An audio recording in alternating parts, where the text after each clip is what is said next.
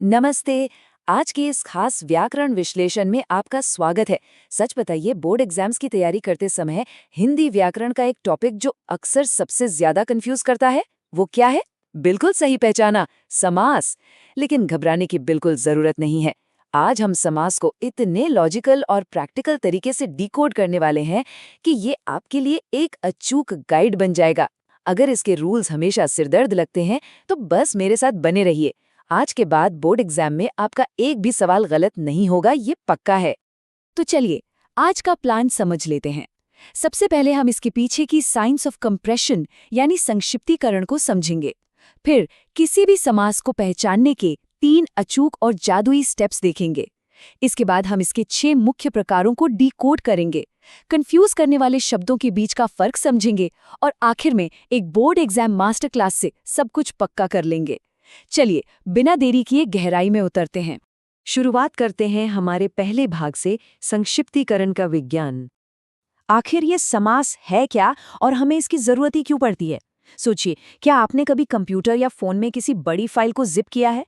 बस समास भी भाषा की एक जिप फाइल ही है। इसका मतलब है संक्षिप्तीकरण या छोटा करना। जब हम कहते हैं रसोई के लिए घर, तो ये काफी लंबा और उबाऊ लगता है ना? लेकिन समास का जादू देखिए, ये बीच के एक्स्ट्रा शब्दों को, जैसे के लिए, को हटा देता है और हमें देता है एक स्मार्ट छोटा शब्द, रसोई घर। मतलब वही रहता है, बस पैकेजिंग ज्यादा स्मार्ट हो जाती है। अब बढ़ते हैं भाग 2 की तरफ।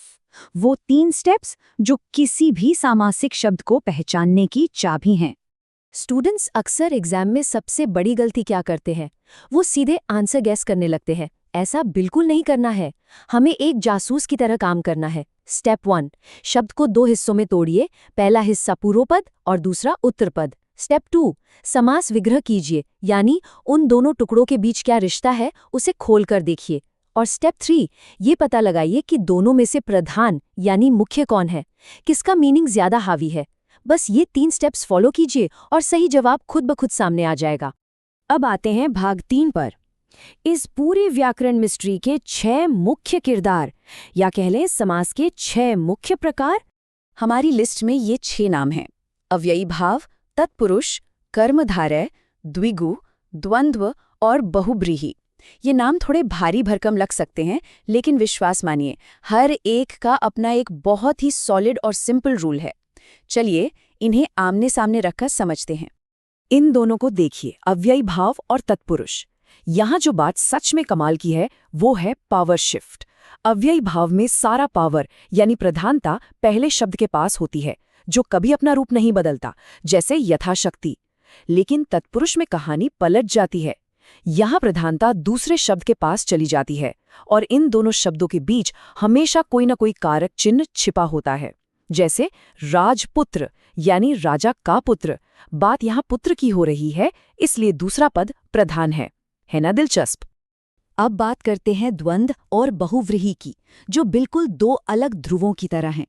द्वंद्व समास में दोनों ही शब्द प्रधान होते हैं, दोनों मुख्य हैं, जैसे माता पिता, कोई किसी से कम नहीं। लेकिन इसके ठीक उलट बहुव्रीहि समास में दोनों में से कोई भी शब्द प्रधान नहीं होता। ये दोनों शब्द मिलकर पूरी तरह से किसी तीसरे नए ही अर्थ की तरफ इशारा करते हैं, जैसे गजानन, गज का आनन है जिसका। अब ये सीधे सीधे गणेश जी की तरफ इशारा कर रहा है। बाकी बचे 2 प्रकार भी उतने ही जरूरी हैं। कर्मधारय समास फोकस करता है क्वालिटी या विशेषता पर।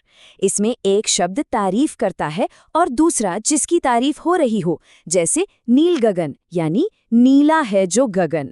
वहीं द्विगु समास की पहचान बहुत आसान है।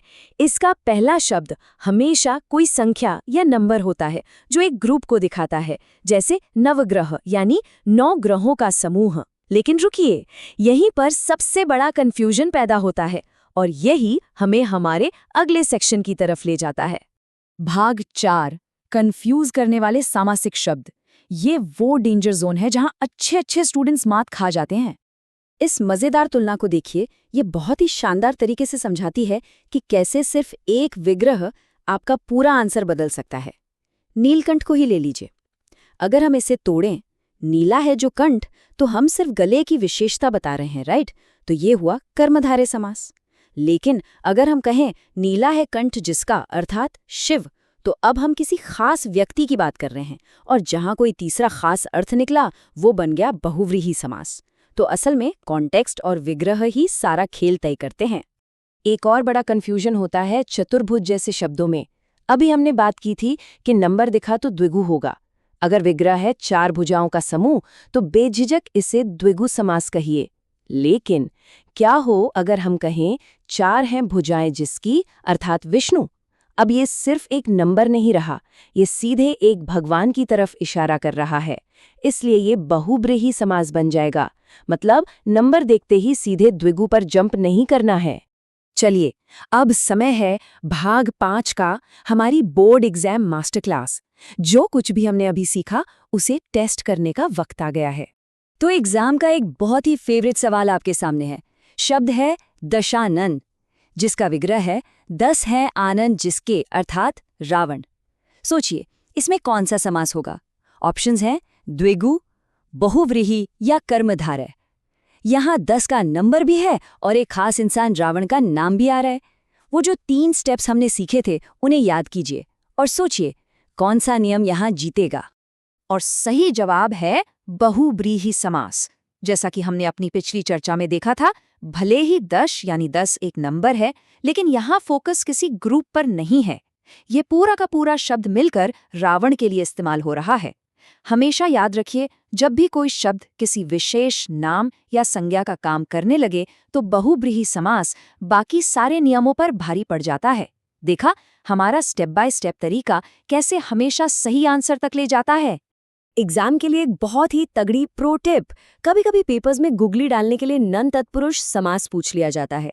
इसका सिंपल सा फंडा है, अगर शब्द का पहला हिस्सा नेगेटिव या न का सेंस दे रहा हो, जैसे अनादि जिसका मतलब है न आदि, या असभ्य यानी न सभ्य, तो उसे तुरंत नन तत्पुरुष मार्क कर दीजिए। ये छोटी सी ट्रिक आपको किसी भी सरप्राइज क्वेश्चन से बचा लेगी। तो आज के इस विश्लेषण को खत्म करने से पहले मैं आपको एक बहुत ही ट्रिकी सवाल के साथ छोड़ के जा रहा हूं।